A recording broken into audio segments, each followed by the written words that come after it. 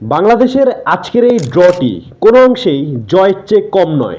দেখেন, বাংলাদেশ হয়তো এশিয়ান কাপসে আর খেলবে না, কোয়ালিফায়ার্স রাউন্ড থেকেই বাদ পড়বে বাংলাদেশ, এবং পয়েন্ট টেবিলও কিন্তু সেই কথাই বলে। কিন্তু বাংলাদেশ যে পজিটিভ ফুটবল খেলছে, এতটুকুতেই সন্তুষ্ট বাংলাদেশের ফ্যান্সরা। বাংলাদেশের বর্তমানে স্কোয়াড একটা সাইন দিয়ে গেল বাংলাদেশের ফুটবল যে এগোতে যাচ্ছে। দেখেন, হামজা চৌধুরী, সামিদ সোম, ফাহমিদুল এবং জায়ানরা কিন্তু দু এক মাসের মধ্যেই পুরো ফুটবল কাঠামোটাকে পরিবর্তন করে দিতে বা এখান থেকে ওখানে নিয়ে যেতে পারবেন, এমনটা ভাবা খুব একটা বোকামি হবে।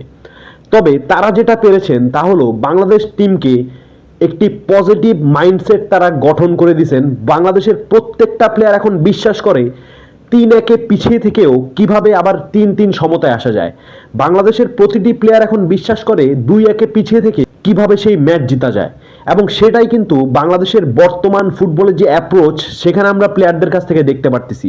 পুরো টুর্নামেন্ট জুড়ে দলের মধ্যে পজিটিভ মাইন্ডসেট কিন্তু সব সময় ছিল, এবং আজকের ম্যাচেও তা দেখা গিয়েছে। শুধুমাত্র নিজেদের কিছু ভুলের কারণেই পুরো টুর্নামেন্টে কিছু বাড়তি গোল হজম করতে হয়েছে বাংলাদেশের।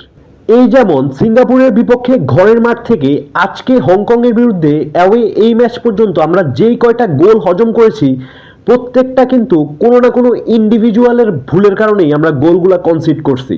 হংকংয়ের বিরুদ্ধে এই দুটি ম্যাচের পরিসংখ্যানে যদি আপনি দেখেন, যে 5টা গোল আমরা খাইছি তার মধ্যে 4টা গোলই ছিল আমাদের ইন্ডিভিজুয়াল ভুলের কারণে।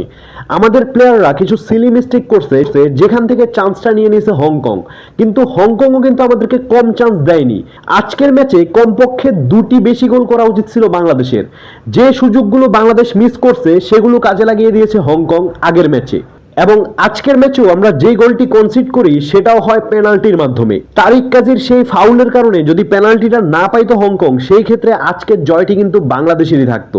তবে বর্তমান দলের হার না মানা এই মনোভাবকে অবশ্যই প্রশংসা করতে হয়, এবং বাংলাদেশের এই পজিটিভ মাইন্ডসেট তৈরিতে অবশ্যই ভূমিকা আছে সামিদ সোম এবং হামজা চৌধুরীদের। আপনি একটা জিনিস লক্ষ্য করেন, বাংলাদেশ এর আগে কখনোই এই ধরনের ফুটবল খেলেনি, এবং আপনাকে এটা স্বীকার করতে হবে সামিদ সোম, হামজা চৌধুরী, জামাল ভুঁইয়া এবং আরও যারা আছেন, তারা বাংলাদেশ ফুটবলে আসার কারণেই বাংলাদেশ ফুটবল বর্তমানের চেয়ে আরো 10 বছর এগিয়ে গিয়েছে।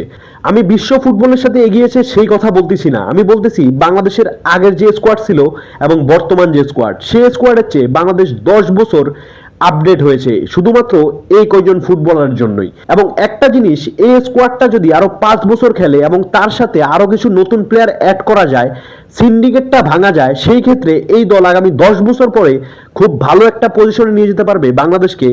সেই স্বপ্নই কিন্তু দেখাচ্ছে হামজা, ফাহমিদুলরা। এবং এর জন্য প্রয়োজন বাংলাদেশ ফুটবল ফেডারেশনের সদিচ্ছা। এই ধরনের কোচিং প্যানেল কাবরেরার মতো, যে কিনা মুখস্থ স্কোয়াড সাজায় এবং তার পছন্দকে প্রাধান্য দেয়, এই ধরনের কোচ থেকে বাংলাদেশকে সরে আসতে হবে এবং ভালো একটি কোচের আন্ডারে বাংলাদেশ দলকে আগামীর জন্য প্রস্তুত করতে হবে।